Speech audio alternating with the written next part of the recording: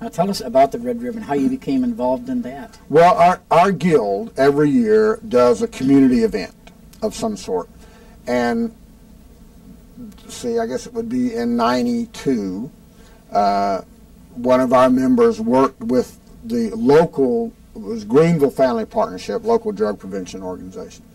And they asked us to possibly do a event for them, and so we said, yeah, we'll do a storytelling festival, and we'll center it around Red Ribbon. Really, nobody in the guild knew anything about Red Ribbon at that time, including me.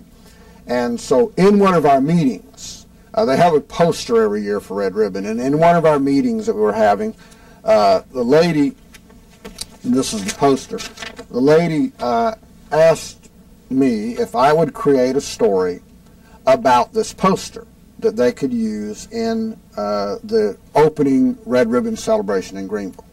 And of course the poster is some hands holding a ribbon. Well, I said, sure, I create all my own stories anyway because I have a terrible memory and I can't memorize other people's stories very well, so I created my own.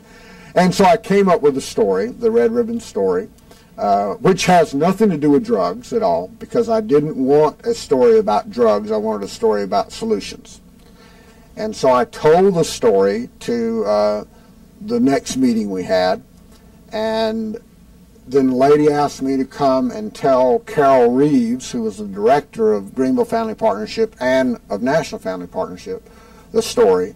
And I told her, and then a couple days later they asked me to go down to the governor's mansion when they did the state Red Ribbon opening and tell the story. And so I went down there and told the story, and then Gino Church, who works with the people who did the artwork of the book and everything, approached me and said, could he have a copy of the story? They were considering making a book out of it. And I said, yeah, sure, but I don't have it written down. So I went and wrote down the story. And about a year later, the book was out. And it came out in, actually, I think it's dated '94, but it was actually about a year and a half later that the actual book came out. And this is a copy of it here.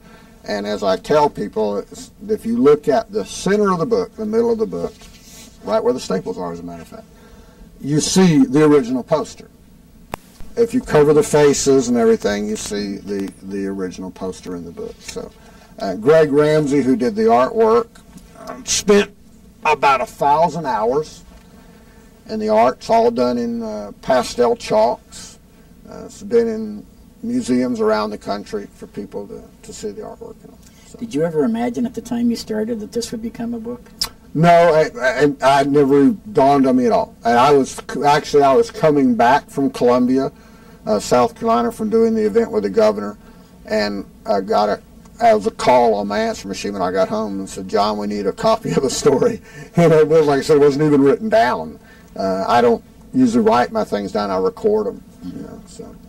Now, up to this time, had you presented it much to school groups or just primarily the adult groups in your organization? The Red Ribbon, at the point at which the idea of becoming a book had never been done, really had been done almost exclusively for adults. And I really actually do not consider the Red Ribbon a children's book. A lot of people do because of the format, the large size and the foot pictures and all. But actually, I get more letters and response from adults and how their lives have been touched by the story in the book than anything else. I like to think that it's a catalyst for adults to realize that they can be involved in making these differences too.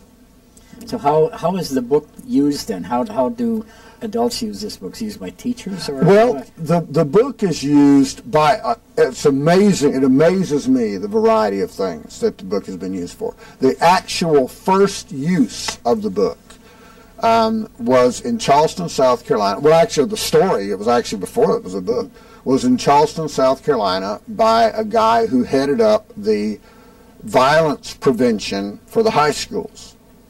And he wanted the permission to use the story in his program of violence prevention. And in the book itself, it has been used in everything from sermon series that churches have used for series and sermons, teaching, working together. Because, see, when I created the story, as I said, I didn't want a story about drugs. I wanted a story about solutions. So the story has absolutely nothing to do with drugs or any other specific thing. It has to do with people working together to solve problems. So those problems, if there's a problem, the book has the answer, and the answer is people working together in unison to solve that problem. And the theme throughout the book is that, okay, here's a situation, and by somebody stepping in, or some bodies, and maybe more than one, stepping in to solve the problem goes away because people care. And so it's used sometimes in a teaching aspect of you know, the steps involved in solving problems. It's a variety. It's really hard to pin down to one thing because it has been such a across the board kind of thing. So then, where did this lead you? How did you end up becoming a speaker and starting to go before groups of children and so on? Okay. How did that evolve? Before the book, I was going into schools and doing. I try to do most all of my storytelling is teaching. Mm-hmm. Teaching, some cases it's teaching science. Primarily it's teaching life skills, decision making, consequences for actions, all those type things. I was doing that in schools locally and even some out of state. But when the book when it came out, and the post office that I worked for, their diversity division, took up the project. They were the ones that funded the translation into Spanish, and they agreed to fund a 6 months book tour, which turned into a year and a half. So I was glad when that was over. But I traveled, I hit, in the year and a half, I was in 45 states in Puerto Rico. Everything from Indian reservations to senior citizen centers to hundreds and hundreds and hundreds of schools. And obviously, you know, the more you're around doing things, then the more people hear about you, and then the more and now with the advent of the internet being so popular, a lot of people find my website, or they'll do a search for Red Ribbon and they'll find, you know, my name in relation to the book and stuff like that. So it's kind of snowballs for that way.